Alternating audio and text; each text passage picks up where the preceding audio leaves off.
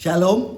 Di dalam fakta menarik gemar membaca Alkitab, kali ini kita akan melihat Injil Matius, Injil awal di Perjanjian Baru, nomor 1 pertama di susunan Perjanjian Baru. Apa yang khas, apa yang menarik di Injil Matius ini? Yang pertama, Injil Matius ditujukan terutama kepada orang Yahudi. Kenapa? Kutipan-kutipan di Injil Matius banyak berasal dari Perjanjian Lama yang secara khas menunjukkan Yesus adalah Mesias yang lama dijanjikan. Dan di Injil Matius seringkali kita juga membaca hal itu terjadi supaya genaplah firman Tuhan.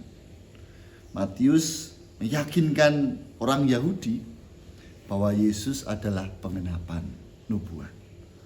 Lalu yang kedua, ada fakta yang menonjolkan Yesus sebagai Raja dan Mesias. Di Injil Matius, kita mudah mendapati Yesus digambarkan sebagai Raja orang Yahudi, anak Daud, penggenapan hukum Taurat. Karena itu silsilah Tuhan Yesus dimulai dari Abraham dan Daud itu juga ada di Injil Matius. Yang ketiga, banyak pengajaran Yesus. Matius memuat khotbah dan ajaran Yesus yang lebih lengkap, lebih kompleks dibandingkan dengan Injil yang lain. Bahkan ajaran Tuhan Yesus yang terkenal, khotbah di bukit, perumpamaan tentang kerajaan surga, pengajaran tentang akhir zaman, itu ada di Injil Matius. Yang keempat, ada penggunaan istilah kerajaan surga. Istilah ini khas di Injil Matius. Injil lain lebih sering menggunakan kata kerajaan Allah. Kondisi yang berbeda, yang khas. Ini kebiasaan orang Yahudi yang seringkali menghindari penyebutan Allah secara langsung.